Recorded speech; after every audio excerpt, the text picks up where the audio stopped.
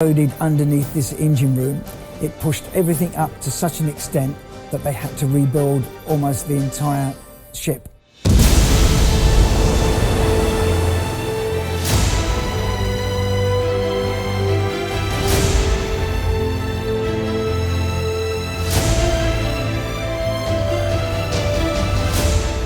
When Belfast hit the mine, she not only received a hole in the hull, but she also had her keel broken, and that's a place that is almost impossible to repair.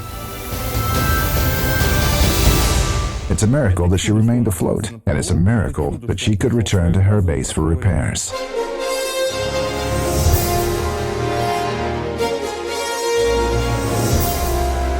Over the course of the modernization, Belfast was equipped with modern radar systems, an upgraded gunfire control system, and became almost a meter wider to increase her stability.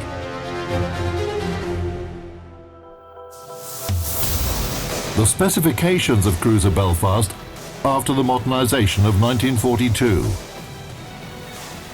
Length, 613 feet 6 inches. Beam, 66 feet 3 inches. Draft, 23 feet 4 inches. Total displacement, 14,900 tons. The power plant included 4 turbo gear Parsons turbines and 4 Admiralty boilers, and produced 80,000 horsepower. The cruiser's maximum speed reached 31 knots after the modernization. Armor.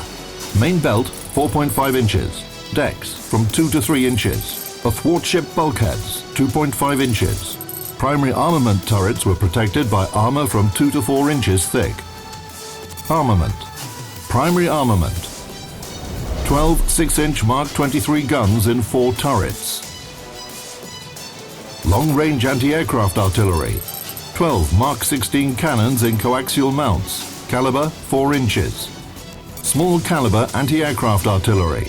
2 Vickers Mark 6A 8-barrel pom-pom guns, caliber 1.6 inches. 4 single-barrel and 5 coaxial Oerlikon mounts.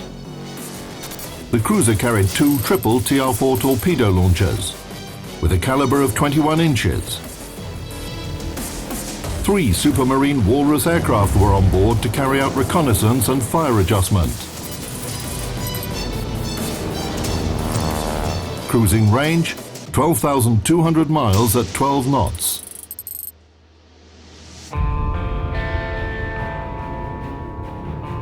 During the repairs, the Belfast's damaged power plant was completely replaced. It was the same as on the other town-class cruisers.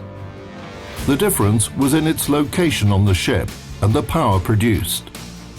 According to the project, the nominal output of the power plant was 82,500 horsepower, but the calculations showed that the Belfast's machine power should be decreased to 80,000 horsepower to work more efficiently. These steam turbines are driven by a superheated steam that is generated in the boilers at 390 degrees centigrade and at 20 atmospheres.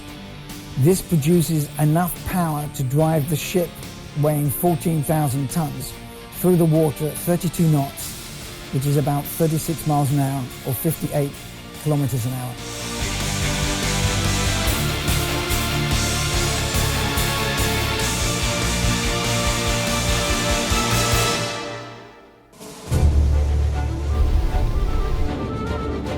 Understanding the threat posed by German U-boats, the British Navy was constantly hunting for them.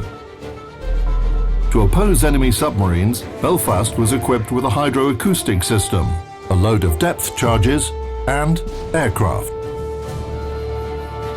3 Walrus seaplanes were able to fight submarines, apart from reconnaissance and fire adjustment tasks. They could carry 2 normal or anti-submarine depth charges on each of their wing bomb racks. And it was designed to be catapulted from between the funnels into the air and then go off and do its tasks. Its tasks were primarily reconnaissance and anti-submarine warfare, but it was discovered very early on that actually the aircraft was very useful as a search and rescue aircraft.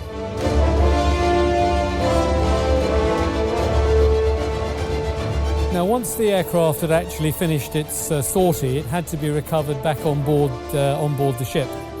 And one of the ways in which you could try and ensure that the water wasn't too rough for it to land on was for the ship to do an S manoeuvre, which left a sort of hemisphere of smooth water onto which the aircraft could land. Once it landed, the aircraft then had to taxi up alongside the ship and then be recovered.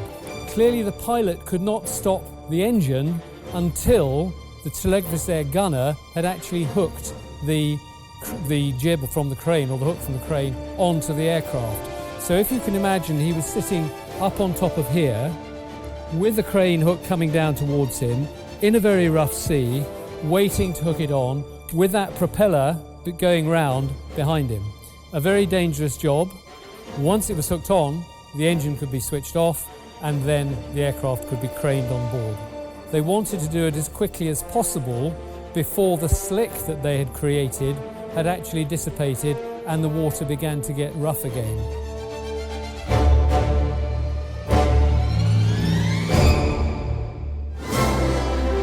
A warship is a complex system, where the main function of its elements, even the tiniest one, is a successful accomplishment of the mission. The British, with their rich naval history, managed to find a balance for all these elements in this military vehicle. Every detail on a warship, from a gun to a sailor's mug, was designed for victory.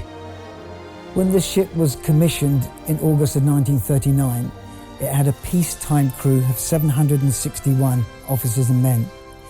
This was not enough to operate all 4 turrets, so when war started, the crew numbers went up to 950. They lived down here in what looked like a crowded accommodations, but this was a standard format throughout the whole of the Royal Navy, hammocks being hung up where they are above the tables. This was a tradition that goes back about 300 years, that they ate under where they slept. Obviously the sailors needed feeding, and this galley supplied over 2,000 meals a day. It's part of the original ship and would provide meals for the sailors: fish, chips, peas, macaroni cheese, jam roly-poly. All these things would be cooked. They sometimes, during World War II, if a mine went off, would cause a loud explosion underwater, which would stun the fish, and they would float to the surface. If they could, they would gather the fish up so that they would have fresh fish instead of the ones from the deep freezers. Since Nelson's times, the food ration in the British Royal Navy had not been diverse. The food was substantial, but if it remained unchanged for weeks, even a small bar of chocolate or a jar of jam would be precious for any sailor. However, the real emporium of wonders on Belfast was a ship kiosk, where the sailors could purchase delicacies and everyday items. We are in the NAFI canteen. The NAFI is an organisation that was invented or developed in 1921 by a team of volunteers who wanted to help the Navy, the Army and the Air Force get things that they couldn't get on ship normally. So things like beers, sweets, chocolates, medal ribbons, rulers, pencils, postcards, anything that they weren't issued with. And as a consequence, it developed into an institution and became known by all the members of the British Armed Forces as the NAFI, the Navy Army Air Force Institute, which over the years of service on the ship become a great boost to the morale of the sailors.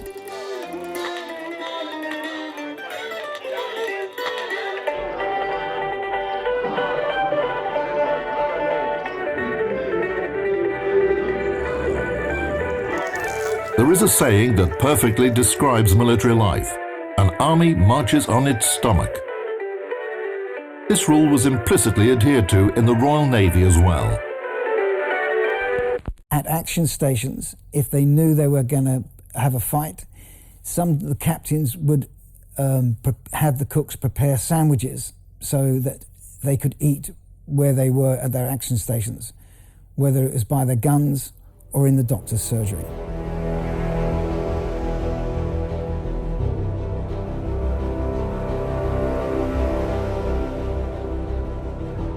The Sick bay we have here is from the late 1950s, early 1960s, and would have been similar to the one in 1930s during World War II. The conditions on the ship in the hospitals would be as modern as they could make it, and the sailors would be better off in here normally than they would be in their own hammocks. In times of war, other parts of the ship, especially the officers' mess, would be cleared of all the furniture, and temporary operating tables like the one you can see behind me would have been established around the ship.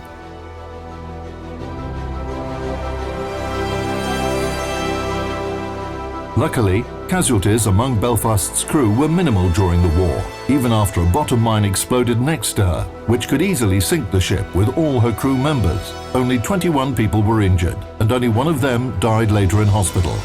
After repairs and modernisation, Belfast became the flagship of the 10th Cruiser Squadron based at Scapa Flow. The main service areas for the ship were the waters of the Norwegian and Barents Seas.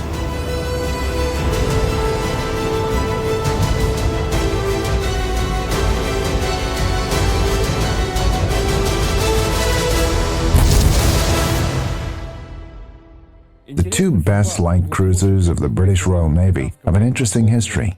Belfast comes into commission, hits a mine, and becomes disabled for almost 3 years. Meanwhile, HMS Edinburgh comes into service and fulfills the duties of both cruisers. She escorts convoys, supports Allied ships, and fights against enemy submarines and aircraft. Unfortunately, Edinburgh was sunk with a valuable cargo of gold. However, Belfast returns from the repair docks and takes up the torch. What hadn't been accomplished by Edinburgh was completed by Belfast. They complemented each other. They were like twin sisters, worthy of each other.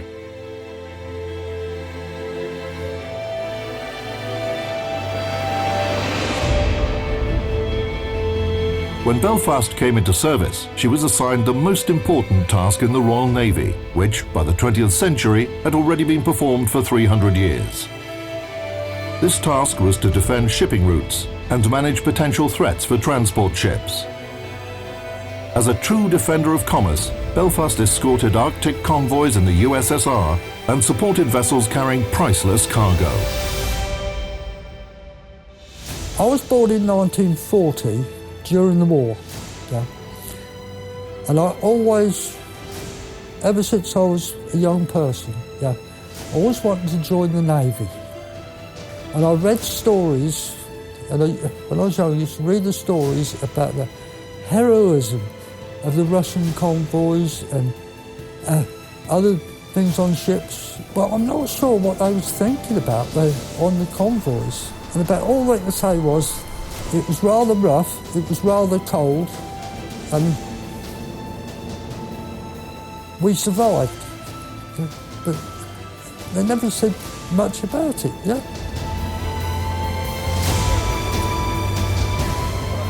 I always thought, I want to be, I'm going to join the Navy and I'm going to be brave like they are, yeah? So I did.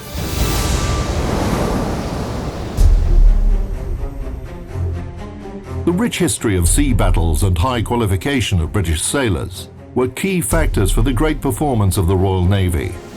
The British always acted in a reasonable way, following thorough and elaborate plans. The opportunity to display their courage and bravery was a great reward for British sailors. The main task in the Army or Navy is fulfilling your mission. No matter how many enemies you destroy, sink, or knock out, you must fulfill your mission.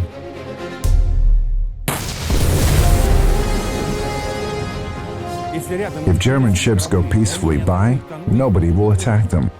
But if they threaten the convoy, the British, despite the tremendous superiority of the Germans, attacked their heavy warships.